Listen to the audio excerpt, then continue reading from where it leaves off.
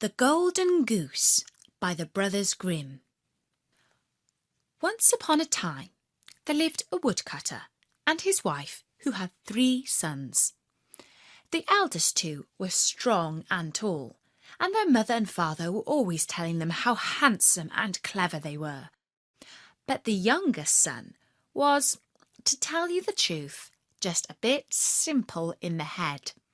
He wasn't very tall, and he wasn't very strong, and his family thought he was good for nothing. They hardly ever called him by his real name, but instead they gave him a cruel nickname. They called him Dummy, because they said he was stupid. One day the eldest son wanted to go to the forest to cut wood. The mother praised him for being such a useful boy, and before he set out she gave him some of her best fruit cake for his lunch and a bottle of wine to wash it down. While the boy was walking through the forest, he met a little grey old man who said to him, "Do give me a little piece of your cake and a swig of your wine. I'm so terribly hungry and thirsty." And the eldest son replied, "Be off with you, you filthy old beggar!" And the little grey old man went away, but not without taking his revenge. He put a curse on the boy, so that when he started to cut down a tree, his axe slipped and went into his leg. The boy limped home to his mother, who washed his wound and bandaged him. The next day, the second eldest son went out into the forest to cut wood. Before he set out, his mother praised him for being such a useful boy, but especially asked him to be careful with the axe, so as not to have a nasty accident like his brother. The boy promised not to be careless, and his mother gave him some of her best sponge cake for his lunch, and a bottle of wine to wash it down with. It happened that as the boy was walking through the woods, he came across the same little grey old man. The man said to him, "Do please share your sponge cake and your wine with me, for I am so terribly weak with hunger and thirst."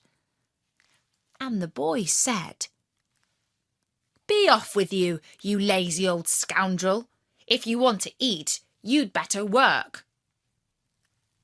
And the little grey old man went away, but not without taking his revenge.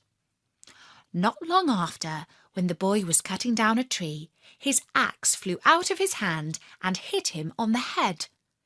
He crawled home to his mother, who bandaged up his wound and asked him why he had not kept his promise to be more careful.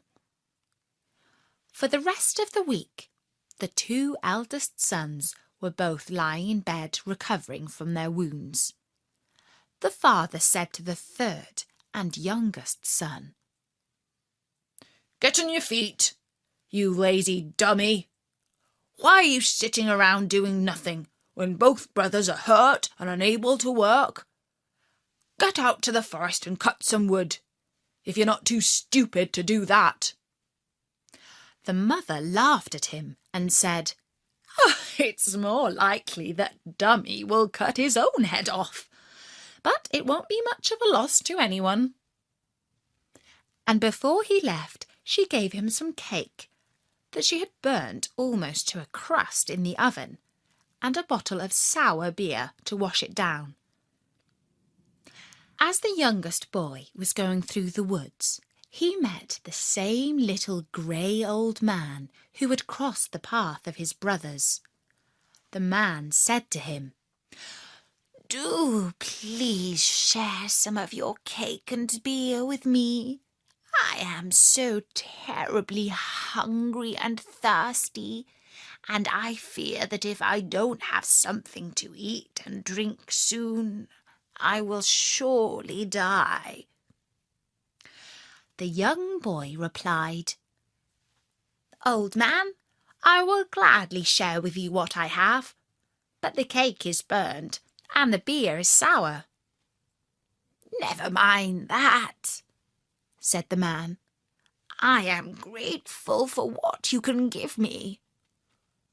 And the boy and the little grey old man sat down and shared the cake and the beer. After they had finished their lunch, the man said, "Since you have a good heart and have shared what you have with me, I will give you a reward. You see that tree over there? Cut it down with your axe, and you will find something of value inside its hollow trunk." And so, when the little grey old man had left, the young boy, whose parents called him Dummy, took his axe and cut down the hollow tree just as he had been told.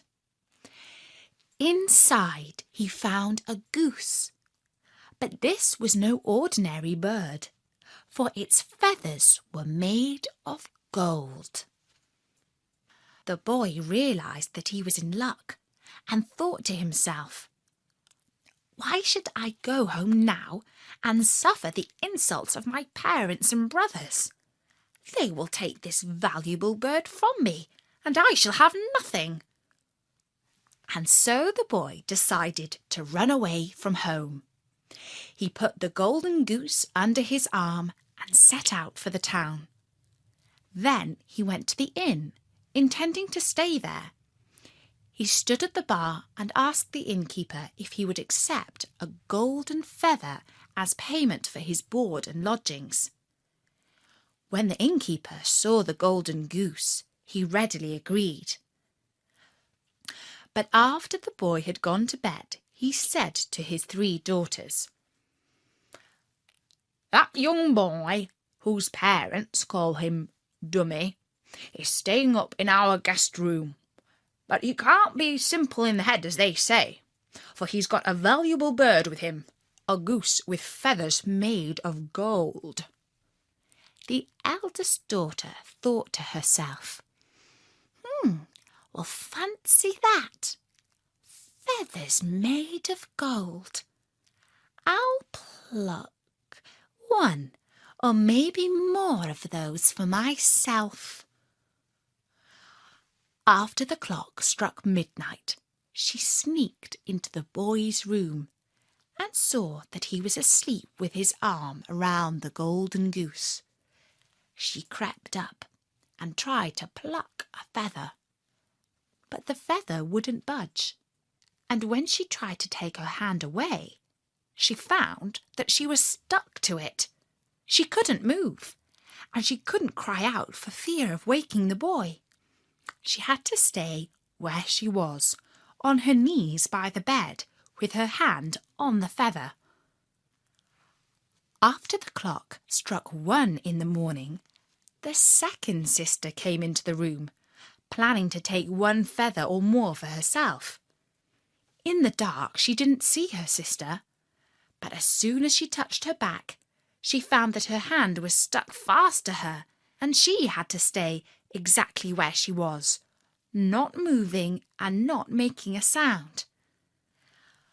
After the clock struck 2 in the morning, the third sister came in. The other 2 shouted, "Stay back!" But it was too late.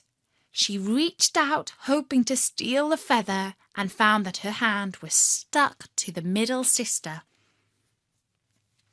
The boy and the goose slept soundly through all of this.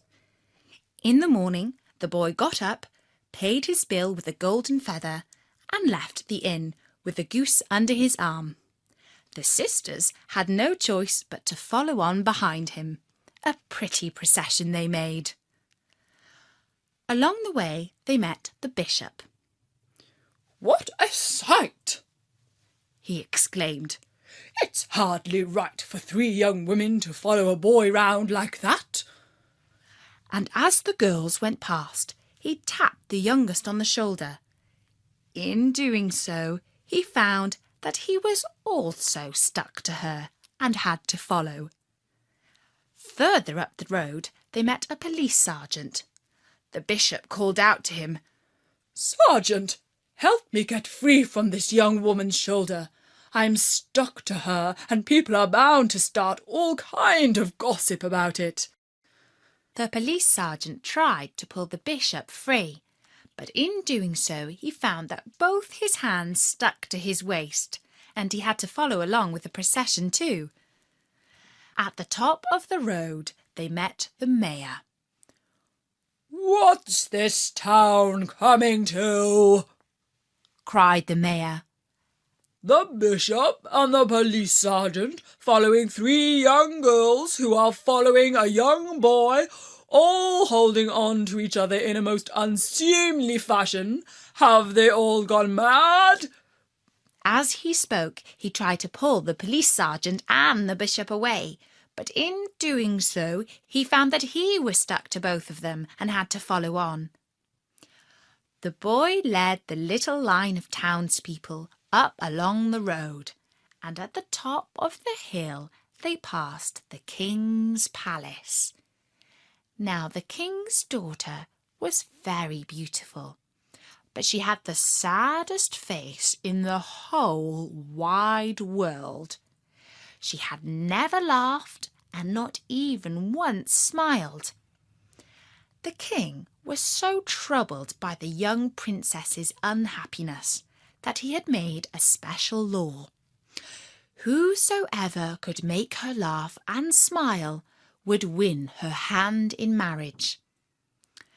But the truth was that nothing very funny ever happened inside the royal palace. All the king's servants and advisers were far too high and mighty to understand what would make a young girl laugh, or indeed to allow anything amusing to happen at all. As the boy, known as Dummy, went past the palace, he still held the golden goose under his arm, and he was followed by the innkeeper's 3 daughters, the bishop, the police sergeant, and the mayor.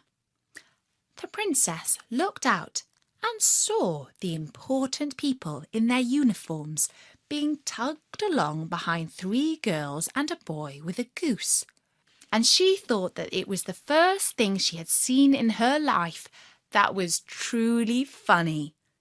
She burst out laughing and ran, still giggling, to her father to tell him all about what she had seen. When the king looked out of his window and saw the procession, he couldn't help laughing himself. He sent for his guards and told them to bring the boy and his followers directly to him. When the boy entered the king's chamber with the followers behind him, the mayor, the bishop, and the policeman all called out angrily that he should pay for his crime with his head. The king, still laughing, said that on the contrary, he would be rewarded with the hand in marriage of his daughter, the princess.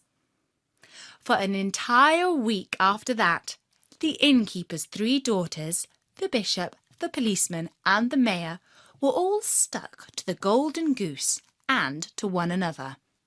And while they were stuck, all the townspeople and the whole court laughed and smiled at them.